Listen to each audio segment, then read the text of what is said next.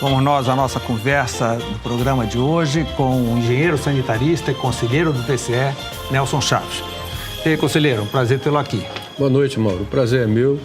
Muito obrigado. Boa noite a você, a todos que nos acompanham pela RBA. E muito grato por mais essa oportunidade de conversar com a sociedade do nosso estado. Eu vou aproveitar nesse primeiro bloco para explorar um pouco do engenheiro sanitarista. Nós estamos num período de muita chuva, a cidade constantemente alagada. O senhor foi vereador de Belém, presidente da Câmara Municipal, foi deputado com base eleitoral em Belém, então o senhor vive muito Belém. Por que os pontos de alagamento permanecem o mesmo há anos? Ninguém resolve. Mauro, deixa eu primeiro te dizer, é que o Brasil, do modo geral, ele não se preparou para ser um país urbano. Então, na realidade, esses problemas que afetam Belém e tantas outras cidades no nosso país, aqui especialmente no caso das Baixadas, na cidade de Belém, mas, por exemplo, cidades onde há montanhas, esses problemas se relevam com desabamentos, problemas das encostas. É só para dar um dado, o Brasil, em 1950, ele tinha 75% dos seus habitantes na área rural e 25% nas áreas urbanas. Hoje, nós estamos com uma população brasileira 90% situada nas áreas urbanas. E o que aconteceu? Esta migração da área rural para a área urbana pegou, digamos, os governos, eu não digo desprevenidos. No contrapé, né? Nós falhamos no planejamento, lamentavelmente, ao longo dessas décadas. Então, na hora que você tem uma migração mais intensa para os centros urbanos, logicamente que seria esperado que os trabalhos na infraestrutura para receber essa população tivessem sido feitos. E quando isso não acontece, nós vamos ter a desordem habitacional, a locação daquelas habitações fora do que se poderia pretender. Dentro de canais, dentro de igarapés. Canal, nas encostas dos morros. Então, numa cidade como é Belém, que é uma cidade plana, né, sujeita a inundações, principalmente nas marés altas, e agora, nesse momento, coincidindo com grandes precipitações pluviométricas, as chuvas têm sido muito intensas, esse escoamento ele se torna cada vez mais difícil, porque a velocidade de escoamento é muito pequena, nós somos uma região plana, e ainda temos problema, além de algumas habitações que obstruem vamos dizer, a drenagem pelos canais, nós temos um problema que acentua muito, que é o problema do lixo urbano. Então, você vê, você mesmo noticia, a imprensa tem feito isso em várias vezes, repetidas vezes. Belém, vamos dizer, região metropolitana de Belém, nós temos aí 1.500 toneladas dia de produção de lixo. Que a grande maioria não tem sido recolhida. Pois é, então se você tiver até num percentual, vamos dizer, aceitável, que nós tivéssemos uma coleta abrangendo 90%. Se nós tivéssemos 10% disso não coletados, veja, são 150 toneladas dia. Pode ser até mais, eu estou fazendo apenas um exercício de números com você. Então, esse lixo, em grande parte, ele é jogado nas áreas baldias, nos terrenos baldios, né? Alguma parte dentro dos canais, e isso dificulta tremendamente. Interrompe, os canais sobem. Com certeza, porque quando se faz um projeto, por exemplo, para uma determinada bacia hidrográfica, vamos dizer assim, aquela região onde as águas são endereçadas. Um exemplo clássico, o canal da Doca, ele recebe a contribuição das chuvas de uma grande área, ali é a bacia do Canal das Armas.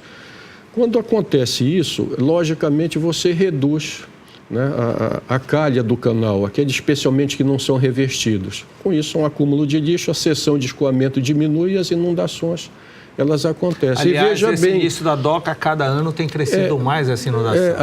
Ali é um conjunto, não se pode dizer que há uma causa. É um conjunto de fatores que levam a isso. Mas, por exemplo, vou tomar pontos altos na cidade de Belém. Aqui me ocorre, passo lá quase todo dia. Quando há uma chuva, Brás de Aguiar, Dr. Moraes CZD, numa área alta. Nas primeiras chuvas, normalmente é uma pequena inundação. Mas ali foi um erro de calçada, de bueiro. Mas não é o seguinte, nós estamos na era do plástico. Às vezes o lixo desordenado, então o que é que significa? Para que esses canais sejam, digamos, eles recolham as águas da chuva, há antes deles a drenagem daquelas vias, das ruas que conduzem de uma cota mais alta até chegar no que seria o canal, a bacia de acumulação, vamos dizer assim. Na hora que essas canalizações estão entupidas pelo lixo que é jogado, pela varrição, pelas folhas que caem, imediatamente há uma pequena inundação. E, logicamente, nos canais, essa é uma imagem ampliada, né? Quer dizer, o mau uso, a má utilização do canal para o fim que ele é projetado e construído leva a essas inundações. Houve um erro de cota na construção do Ver-o-Peso. Por que o Ver-o-Peso inunda tanto nessa época? Olha, Mauro, são também vários fatores. Eu tenho visto, inclusive, nas suas notícias, nas suas colunas, nos seus programas, que Belém hoje padece de não receber navios transatlânticos, não é? Quer dizer, o Porto de Belém, algumas décadas atrás, recebia navios nacionais e internacionais e hoje, como você mesmo diz, eles passam largo, ficam lá fora, né, dependendo do turista de pequenas embarcações para chegar à cidade, e a maioria, a grande maioria, vai para Santarém, em direção a Manaus e até mesmo Macapá. Você sabe disso. Então, na realidade, era muito conhecido e muito noticiado a dragagem, né, daquela parte... Periodicamente era feito. Isso se faz, digamos, para verificar uma navegação, por exemplo. É muito fácil. A batimetria, hoje, com GPS, né, localiza os bancos de areia. Vamos dizer, na orla da cidade, ali naquela parte exatamente do Ver-o-Peso, da Estação das Docas e da Estação Hidroviária, você tem com certeza absoluta uma deposição de muita matéria ali. Então, o que é que acontece? Se houver uma batimetria, que é o estudo do relevo do fundo daquela orla na cidade de Belém, ela não é uniforme, ela provavelmente, eu não estou dizendo que seja absolutamente isso, mas é uma das causas que poderão... Sobe, o espaço diminui, a água numa linguagem muito simplificada, para o nosso telespectador compreender bem, nós tivéssemos um canal livre, com a água escoando lá na velocidade de escoamento programada. Se num determinado instante você tivesse uma obstrução no fundo desse canal, antes livre, a água, na sua velocidade, ela vai encontrar uma passagem. Ela vai tentar ultrapassar aquele obstáculo ali, eventualmente colocado. Pode acontecer isso no Ver-o-Peso. Você vê, por exemplo, a estação não alaga, mas a estação hidroviária está alagando. O Ver-o-Peso. E se lembre que ali é mangue puro. Aquilo é uma obra feita ainda do tempo dos ingleses, mas de qualquer maneira, como você não tem a dragagem... Foi uma área conquistada em cima do rio. Isso, e muito bem conquistada, porque ali o Ver-o-Peso é uma joia para todos nós, né? Mas estou mostrando que ao longo do tempo, não havendo um procedimento de dragagem, como no passado era feito, você provavelmente está possibilitando novas inundações e com consequências mais graves. Veja que ali, por exemplo, a 15 de novembro inunda também. Os especialistas dizem que a cada maré, centímetros do Ver-o-Peso afunda ano após ano. Isso vai chegar um momento que vai ter que mexer. Nós temos ali um mercado de ferro, e isso é do conhecimento de toda a população de Belém, e eu mesmo conversei com colegas especialistas, né, nessa área da estrutura, colegas que tiveram trabalhos feitos, inclusive, na restauração de mercados. Há, de fato, ali um desnível no que se refere à questão um recalque que nós chamamos na engenharia, do mercado de peixe. Me dizem os colegas que aquilo está estabilizado, né? É feita a fundação, aquele recalque. Há também a corrente que diz que a cada ano, talvez 1 centímetro de afundamento ainda. É um caso a ser observado, não há risco, segundo aquilo que me contaram e que eu conversei, de que houvesse, por exemplo, um desabamento, alguma coisa que estabelecesse o pânico. Mas, logicamente, se prosseguir na questão do afundamento de um determinado trecho, se você olhar da Pedra do Peixe, você vai ver que há um desnível entre as torres do mercado.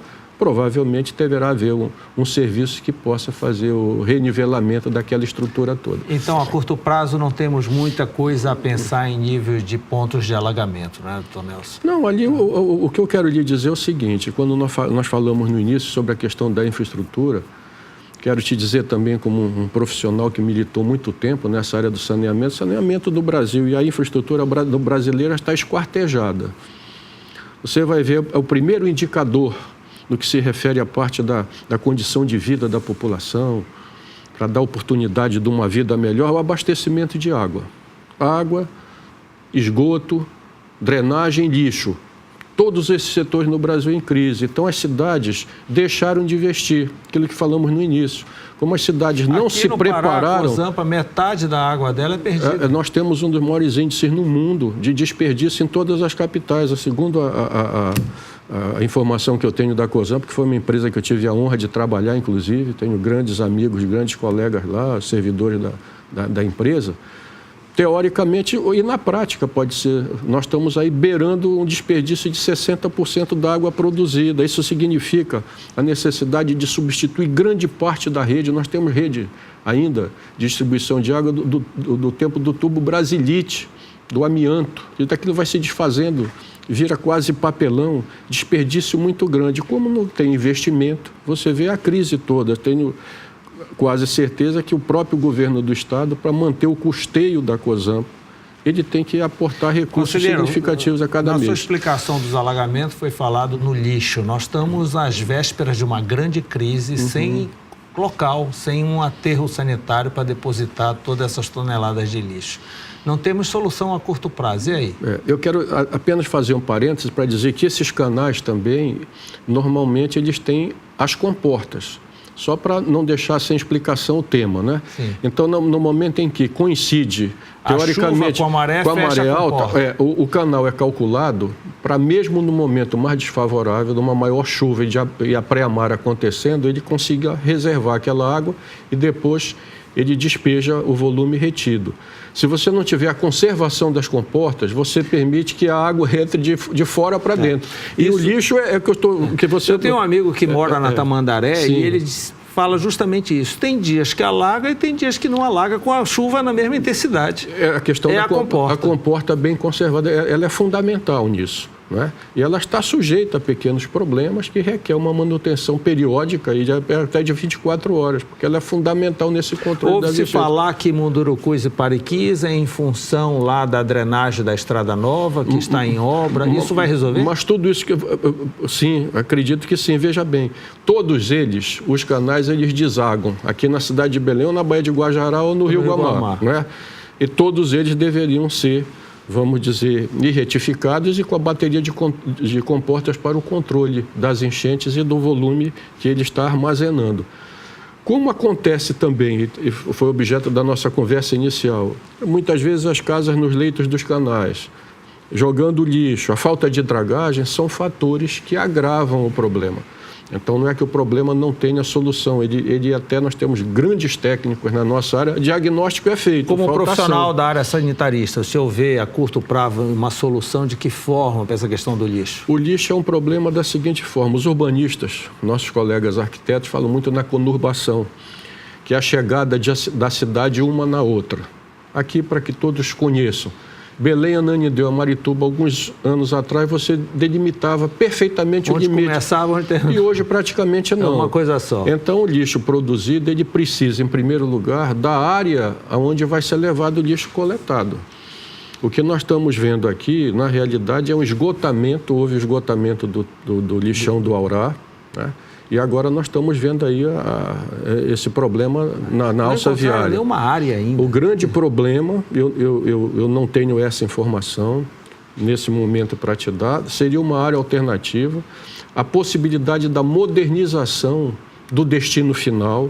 Nós estamos vendo uma época complicada das chuvas, isso é grandemente prejudicial para a movimentação de um aterro sanitário, mas nós vamos ter, com certeza absoluta, para resolver esse problema, que adotar medidas técnicas de ponta, porque no caso de Belém, na região metropolitana, é essa. Você encontrar, como houve essa integração dos municípios, uma área disponível para receber esse lixo. Que não pode ser muito longe. A questão é econômica, porque você tem que ter uma área que seja viável economicamente para que esses caminhões possam depositar o lixo. Então, é uma situação complicada, merece das autoridades, e eu vejo até que houve o chamamento algum tempo atrás do governo do estado para tentar fazer a coordenação entre os municípios envolvidos nisso, mas é um problema de grande preocupação para todos nós. Tonel, são muitos assuntos de Belém. No segundo bloco, além de falar do TCE Cidadão, eu quero voltar também a Belém, que nós temos algumas coisas assim a lembrar e sugerir para as novas gestões, ok? Tá? Eu volto já. Legal.